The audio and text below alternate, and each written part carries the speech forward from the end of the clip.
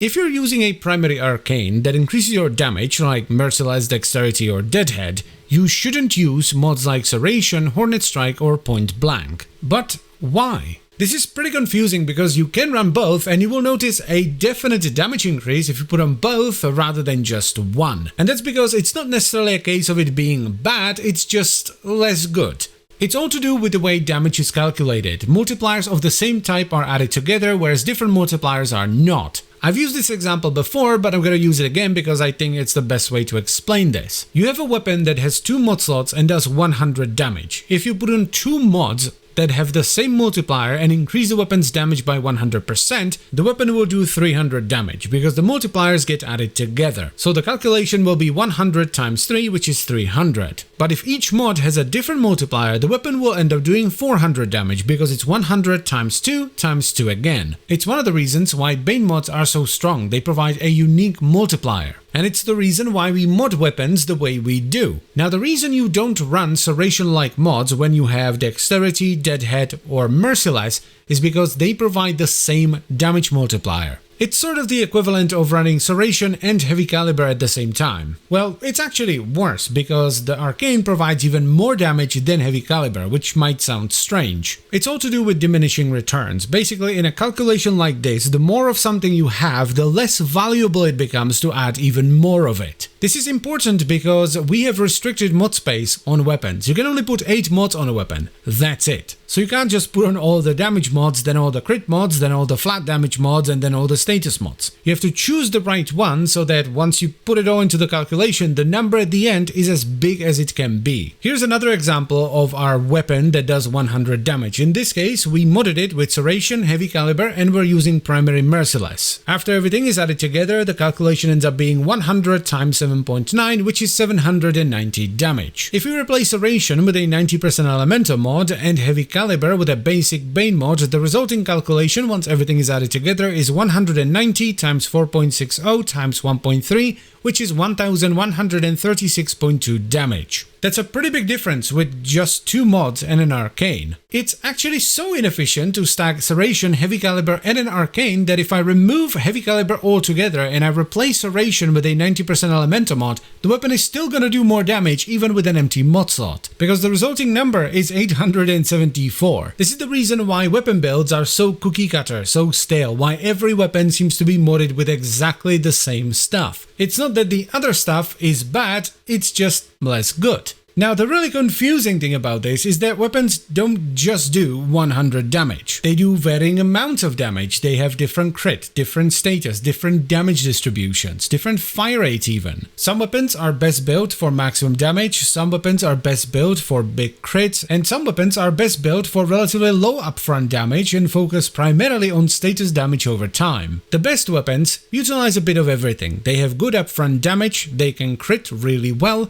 and they can proc status. These are generally referred to as hybrid weapons, and they make up the majority of meta weapons, though there are quite a few status weapons that can hold their own as well. Now, this all makes it seem like there's a lot of stuff to consider when you're putting together a build for one of these weapons, where in reality it basically boils down to 4 builds: raw damage, crit, status, and hybrid. There's of course more to it, mainly with status. With some weapons you want to run corrosive and heat, some weapons are better with Viro and slash, some are better with electricity, some are better with gas. But it all boils down to 4 builds that you can optionally tweak to suit the weapon better. And all these builds work off of the same principle. You want to stack as many multipliers as possible. Let's do a little dissection on my Dread build. We have Malignant Force and Rhyme Rounds. This provides a bit of extra base damage, but it's mainly there to proc Viro. Viro increases damage taken to health, so this multiplies our damage by making the enemies take more. That's the first multiplier. We then have Critical Delay, which allows our weapon to reliably crit, pushing it through the crit multiplication, which is increased with Vital Sense. That's our second multiplier. Next on the menu we have Galvanized Chamber. This provides multi-shot, which makes us fire more arrows every time.